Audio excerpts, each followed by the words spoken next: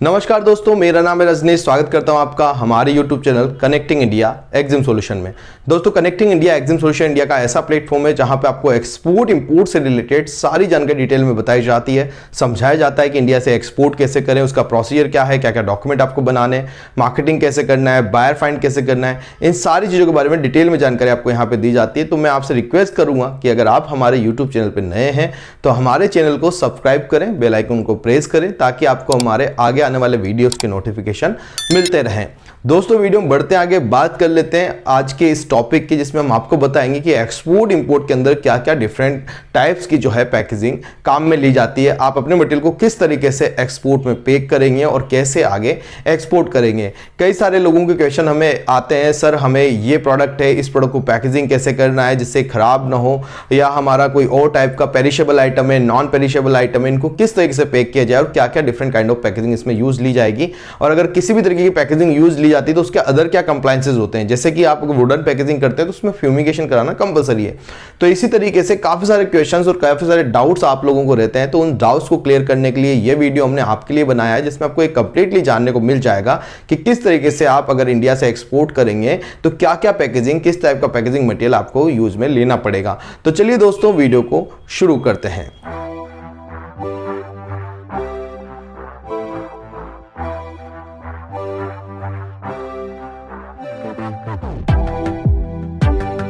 तो दोस्तों, अगर पैकेजिंग की बात करें तो बहुत सारी टाइप्स की पैकेजिंग मटेरियल के अकॉर्डिंगली यूज में ली जाती है, काम में ली जाती है। तो बात कर ले अगर सबसे पहले पेरिशेबल आइटम्स की, अगर फ्रूट्स और वेजिटेबल में बात की जाए तो मोस्टली फ्रूट्स की अगर बात की जाए तो फ्रूट्स के अंदर कोरोगेटेड बॉक्सेस जो है यूज में लिए जाएंगे, जो कि 4 प्लाई, 5 प्लाई, 6 प्लाई तक भी हो सकते हैं, जिनकी थिकनेस है वो प्लाई के हिसाब से जो है मेजर की जाती है। तो जितना ज्यादा प्लाई का आपका रहेगा, 4 प्लाई, 5 प्लाई का बहुत इनफ रहता है। बनाना वगैरह जब एक्सपोर्ट करते हैं तो 5 प्लाई का बॉक्सेस बहुत मजबूत बॉक्सेस रहता है, जिसके ऊपर एक बॉक्स रखा जाए ताकि वो टूटे ना और उसमें किसी भी तरीके का कोई क्रैक भी ना आए। तो वो टाइप की पैकेजिंग कोरोगेटेड बॉक्सेस में मोस्टली पैकेजिंग फ्रूट्स की जाती है। बहुत सारे फ्रूट्स जो हैं सारे आपके कोरोगेटेड बॉक्सेस में जाते हैं। साथ में आपकी चिलीज भी जो है कोरोगेटेड बॉक्सेस में जाती है। तो आप जैसे बनाना कर रहे हैं या वाटरमेलन कर रहे हैं, मस्कमेलन कर रहे हैं, या इसके अलावा और दूसरे काइंड ऑफ प्रोडक्ट, आप ग्रेप्स कर रहे हैं, मैंगोज आप एक्सपोर्ट कर रहे हैं, एप्पल आप एक्सपोर्ट कर रहे हैं, पाइनएप्पल आप एक्सपोर्ट कर रहे हैं, ये सभी प्रोडक्ट आप जो है कोरोगेटेड बॉक्सेस में कर सकते हैं। तो और उसके अलावा अगर बात करें वेजिटेबल्स के अंदर, तो वेजिटेबल के अंदर दो टाइप की पैकेजिंग आपको जनरली देखने को मिलेगी। एक देखने को मिलेगी आपको मेश बैग के अंदर, दूसरा देखने को मिलेगा आपको जूट बैग के अंदर। तो दोनों ही टाइप की पैकेजिंग आप मेश बैग और जूट बैग दोनों में कर सकते हैं। मेश बैग में जैसे कि आप ऑनियन कर सकते हैं, आलू कर सकते हैं, और आलू और ऑनियन भी आप वापस से जैसे जूट बैग के अंदर भी कर सकते हैं। या आप एग्रो कमोडिटी जूट बैग में कर सकते हैं, जैसे कि आपका कोई भी एग्रो कमोडिटी हो गया, सोयाबीन हो गया है, या इसके अलावा कोई भी दूसरे एग्रो प्रोडक्ट्स हो गए, जैसे ऑयल सीड्स जो हो गए आपके, वो सब आप जूट बैग में कर सकते हैं। साथ में आप इन सब ऑयल सीड्स या दूसरे प्रोडक्ट्स को आप प्लास्टिक बैग्स के अंदर भी कर सकते हैं। जैसे कोकोनट होता है, उनको टेंडर कोकोनट्स वगैरह जो होते हैं उनको एक तरीके के प्लास्टिक बैग्स में, नायलॉन बैग्स के अंदर पैक किया जाता है। तो इस तरीके से प्रोडक्ट को देख के उसके अकॉर्डिंगली हैवी साइज के जो है पैकेजिंग मटेरियल यूज में लिए जाते हैं, ताकि वो फटे ना, जल्दी से कटे नहीं किसी भी तरीके से।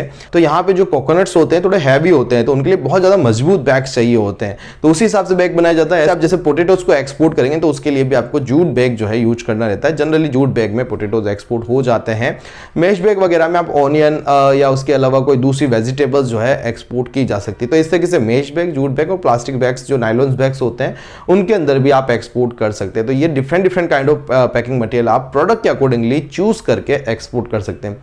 उसके बाद नेक्स्ट पैकेजिंग आती है आपकी वुडन बॉक्सेस की, जिसको हम भी यूज करते हैं, क्योंकि हमारा जो प्रोडक्ट है सैंडस्टोन वो जनरली वुडन बॉक्स के अंदर पैक होके जाता है। तो इस तरीके के हैवी मटेरियल को पैक करने के लिए कोई बैग्स वगैरह तो यूज करेंगे नहीं, तो उसके लिए एक वुडन का क्रेट्स बनाया जाता है, बॉक्सेस बनाए जाते हैं वुडन के। वुडन का जो यूज होता है पैकेजिंग के अंदर 3 तरीके से किया जा रहा है। एक तो जो कंप्लीटली स्ट्रिप्स लगा के जो है पैक किया जाता है, बॉक्सेस बनाए जाते हैं, और एक होता है कि प्लाईवुड का यूज करके कंप्लीटली पैक बॉक्स बनाया जाता है, और एक होता है सिर्फ पैलेट्स बनाए जाते हैं। तो 3 तरीके से वुडन की पैकेजिंग आप यूज करते हैं। जहां स्ट्रिप लगा के यूज किया जाता है उसमें हम सैंडस्टोन वगैरह मशीनरी आइटम भी एक्सपोर्ट कर सकते हैं। बट अगर आप हैंडीक्राफ्ट आइटम्स या ऐसा फ्राजिल आइटम आप कुछ कर रहे हैं तो उसके लिए आप प्लाईवुड और या फर्नीचर वगैरह करते हैं, तो प्लाईवुड से बना हुआ कंप्लीट पैकेजिंग सॉल्यूशन ही यूज करें, ताकि कहीं से कहीं तक जो है आपका मटेरियल को कोई नुकसान ना हो और आपकी जो पैकेजिंग है वो बिल्कुल स्टैंडर्ड क्वालिटी की दिखेगी। तो प्लाईवुड यूज होने से थोड़ा सा एक्सपेंसिव तो आपके लिए लिए रहेगा, 1 क्रेट्स का खर्चा काफ़ी कुछ आ जाएगा, बट आप अगर हैंडीक्राफ्ट वगैरह इस टाइप के आइटम करते हैं तो उसमें आपको पैसा अच्छा मिलता है।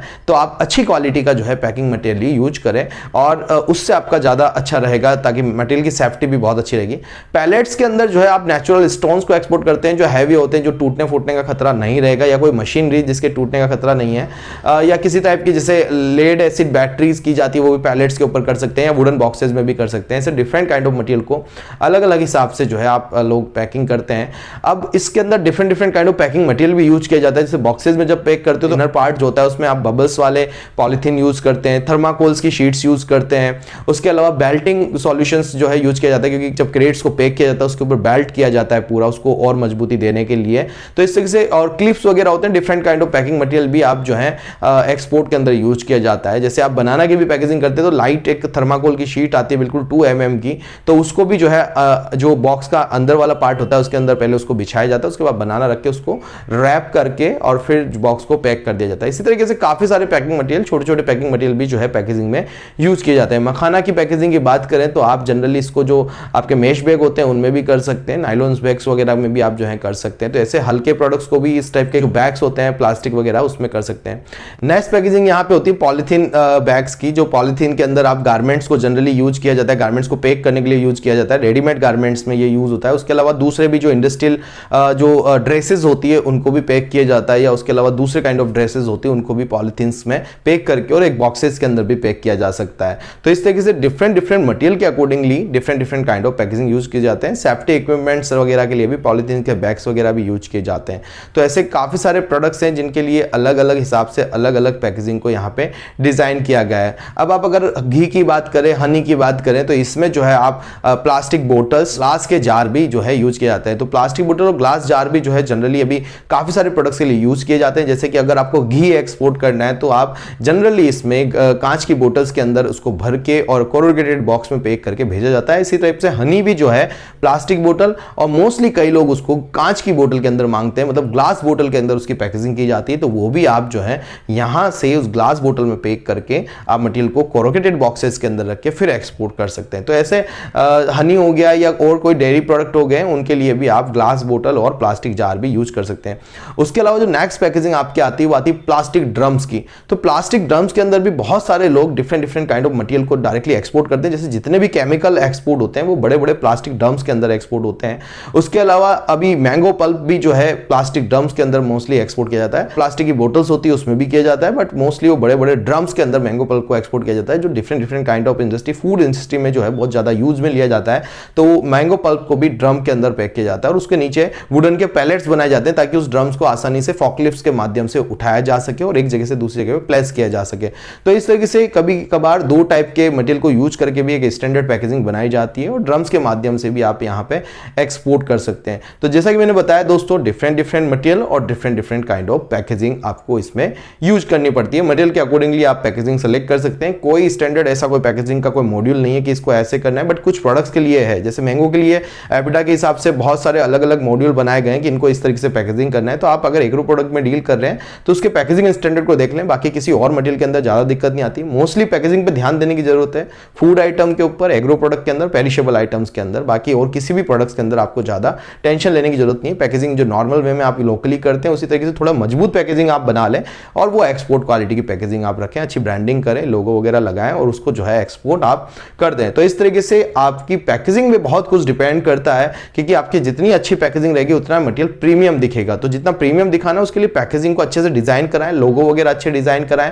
बॉक्स अगर कोरुगेटेड बॉक्स भी कर रहे हैं तो आपकी कंपनी का लोगो, नाम वगैरह बहुत ही सुंदर उस पर रहना चाहिए, जिससे बायर जो है बहुत अच्छे से आपका प्रोडक्ट मंगाएगा। पैकेजिंग से एक प्रीमियम लुक अपने आप में ही प्रोडक्ट के अंदर आ जाता है। तो पैकेजिंग बहुत कुछ डिसाइड करती है। आउटर पार्ट जो है अगर अच्छा दिखता है किसी भी पैकेजिंग का तो वो अट्रैक्ट करता है किसी भी तरीके के कस्टमर को आपसे प्रोडक्ट खरीदने में। तो इस तरीके से पैकेजिंग पे आपको बहुत ज्यादा ध्यान देने की जरूरत है। अगर आपका मटेरियल कोई इस तरीके की स्मॉल काइंड ऑफ जो प्रोडक्ट्स अगर आप करते हैं, फूड आइटम करते हैं, तो उनकी पैकेजिंग पे खासकर आपको ज्यादा ध्यान देने की जरूरत है। तो आई होप दोस्तों वीडियो में दी गई जानकारी आपको पसंद आई होगी। अगर आप सीखना चाहते हैं कंप्लीटली एक्सपोर्ट इंपोर्ट तो ज्वाइन कर सकते हैं हमारा 7 डेज का ऑनलाइन ट्रेनिंग प्रोग्राम, जिसके अंदर मैं आपको प्रैक्टिकली सिखाता हूं कि इंडिया से कैसे एक्सपोर्ट करें, इंडिया में कैसे इंपोर्ट करें उसका प्रोसीजर क्या है, क्या क्या डॉक्यूमेंट आपको बनाने, मार्केटिंग कैसे करनी है, बायर फाइंड कैसे करना है, लॉजिस्टिक अरेंजमेंट कैसे किए जाते हैं, इन सारी चीज़ों के बारे में डिटेल में जानकारी आपको हमारे जो है 7 डेज के ऑनलाइन ट्रेनिंग प्रोग्राम में प्रोवाइड कराई जाती है, या आप हमारा 3 डेज का ऑफलाइन ट्रेनिंग सेशन भी कोटा राजस्थान में आके ले सकते हैं। ट्रेनिंग के बारे में ज़्यादा जानकारी के लिए आप हमें स्क्रीन पे दिए नंबर पर कॉन्टैक्ट कर सकते हैं। आप हमें फॉलो कर सकते हैं सोशल मीडिया पे, जिसके लिंक